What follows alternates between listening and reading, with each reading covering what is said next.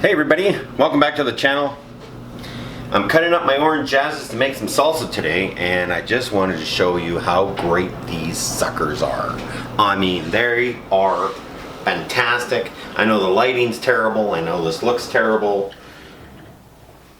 I'll work on that, but hey, would you like to see what an orange jazz looks like on the inside?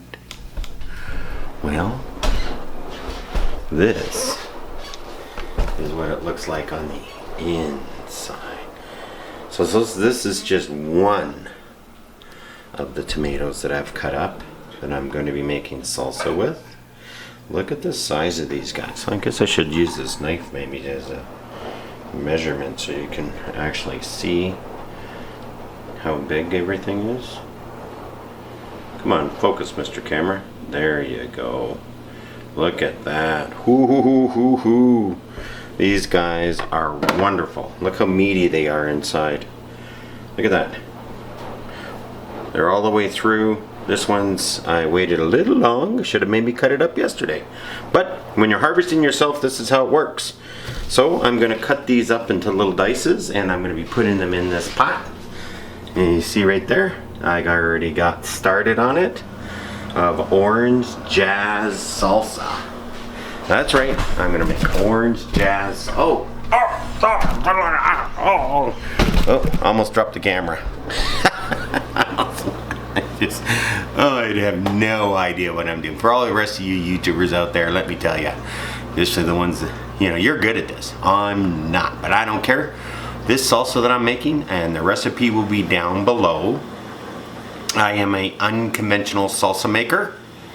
I do not make salsa the way other people make salsa.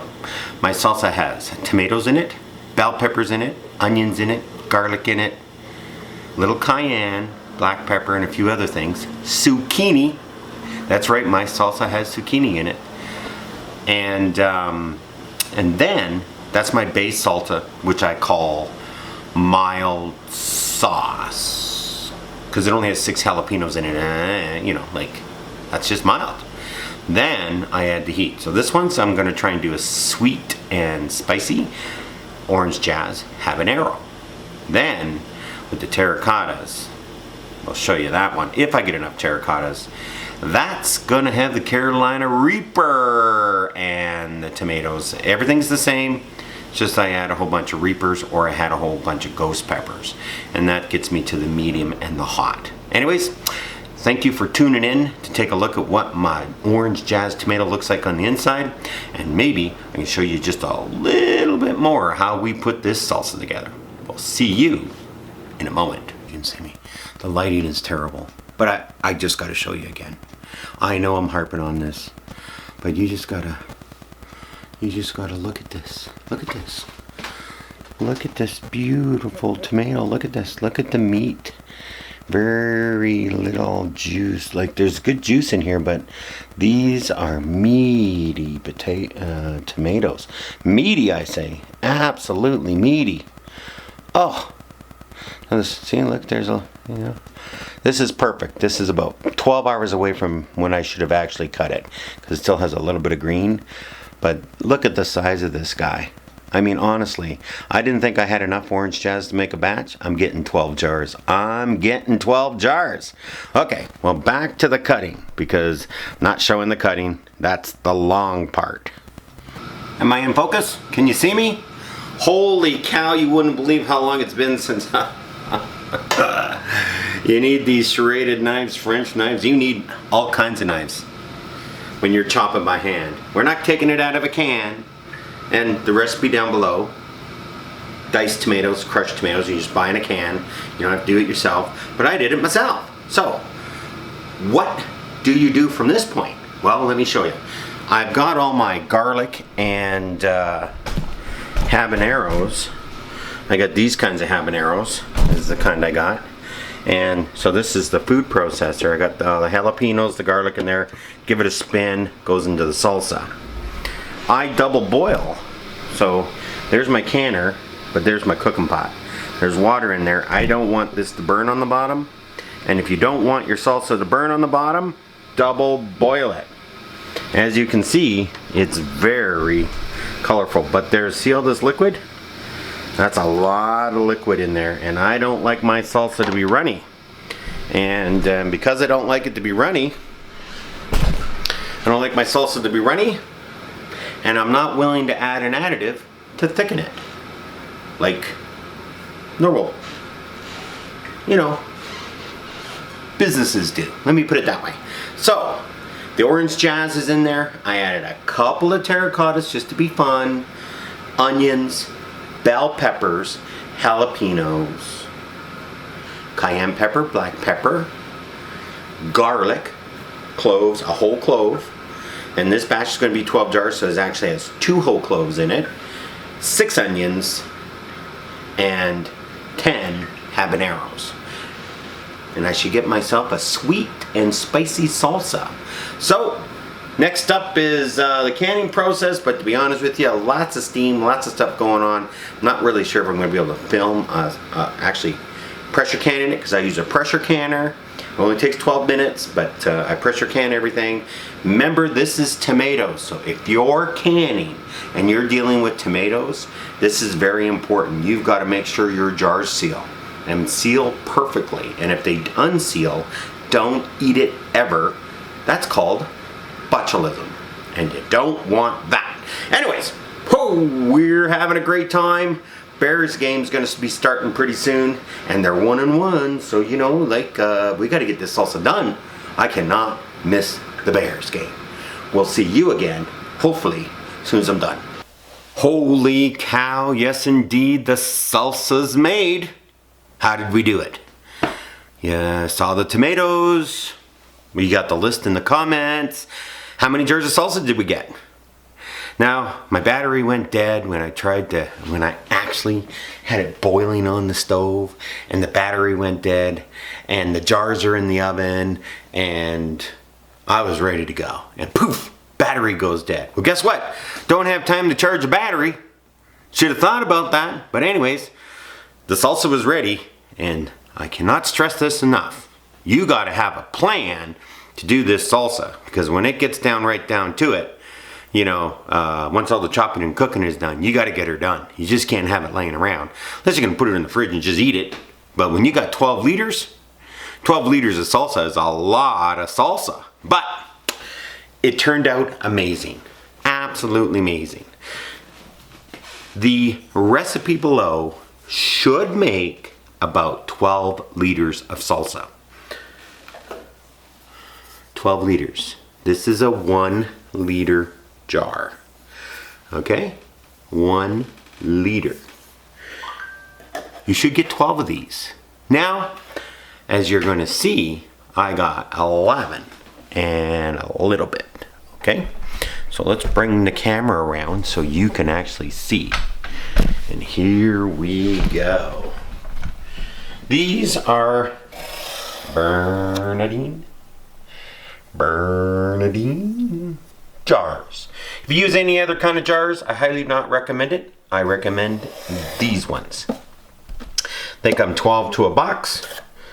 12, 12, and 12. And you're good to go. After this, can never save these. They're not reusable. I don't care what anyone says. They won't seal. And with tomatoes, if you don't handle yourself correctly, as I mentioned before, you will kill yourself with botulism. Okay? Simple. Tomatoes, canning, has to be done right. Or, I don't mean to scare you, but you will kill yourself and anyone you feed it to. And it's as simple as that. Has to be done right. So, I like these jars. I buy the ones with the little design on them. They're 20 cents more, but anyways, I like them. Use forever, recyclable, recyclable, recyclable. And that's what I like. 2, when I can, okay, first of all, I have a natural gas stove, and if you don't have one, get one. Unless you live in an area that does not have natural gas, and there are places that don't. This is a pressure cooker. And just want to show you something about this pressure cooker that a lot of people might not know when they're doing the pressure cooking. So we have this here. You put this on. You have your gauge. I live above 2,000 feet above sea level, but below 6,000 feet. So it's 12 pounds of pressure for 10 minutes. Boom. Then turn the heat off. let it cool down to 0, and you're good to go. But there's a little glitch with these pots that no one tells you about. So let's turn this around. See this little thing here? This little thing pops up. Okay, it's not popping up. Darn. Let's turn the video around. Let's turn it down like so. Let it get in focus.